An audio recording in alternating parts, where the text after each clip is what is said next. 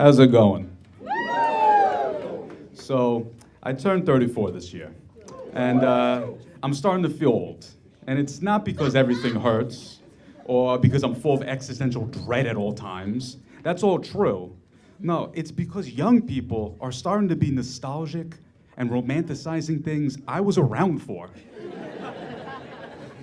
I saw a Zoomer posting that they wish they could have been a hipster in Brooklyn in 2012. See, when I was growing up, if you said you were born in the wrong generation, that meant I wish I could have been there for Woodstock. Now I guess it's just like American Apparel.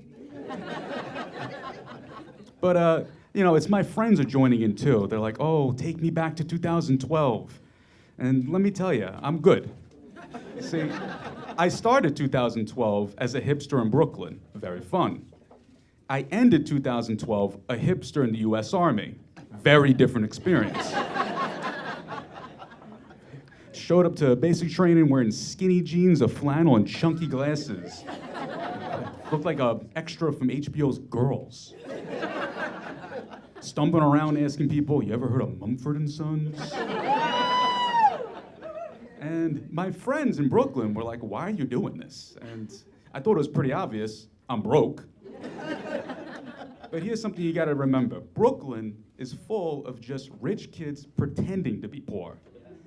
And how embarrassing me being a poor person just being poor. So instead, I told them I was doing it ironically.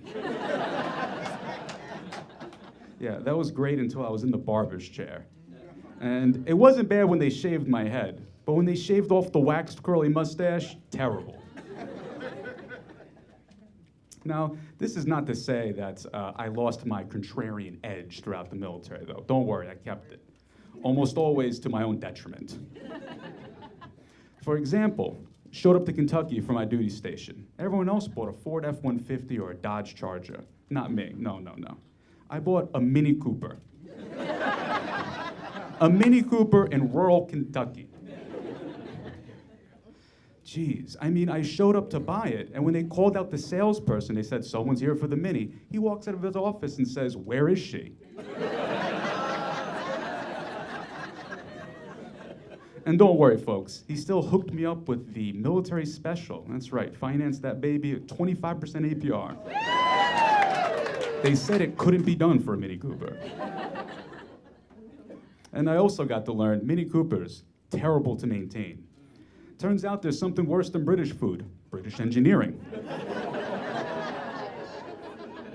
Now ask yourself, guess how many mechanics could understand the insanity of the British mind in Kentucky?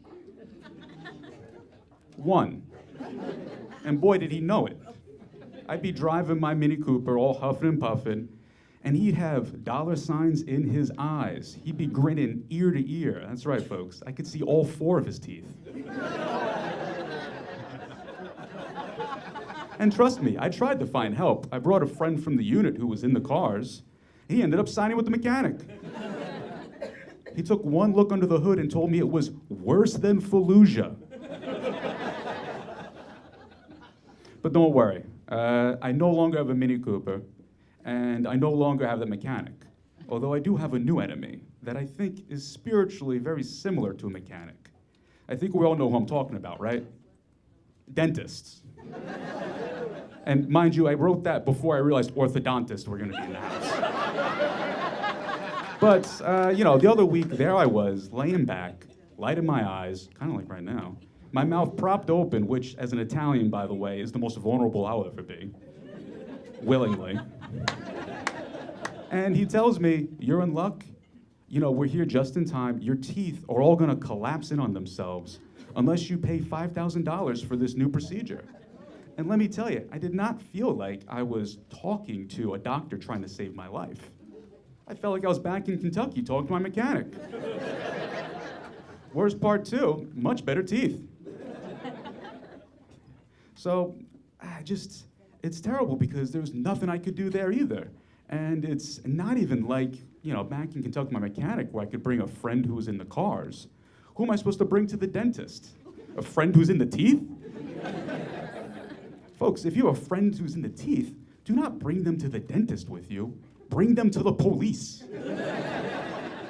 There are bodies under their floorboards. All right, you guys have been fantastic, and you have wonderful teeth.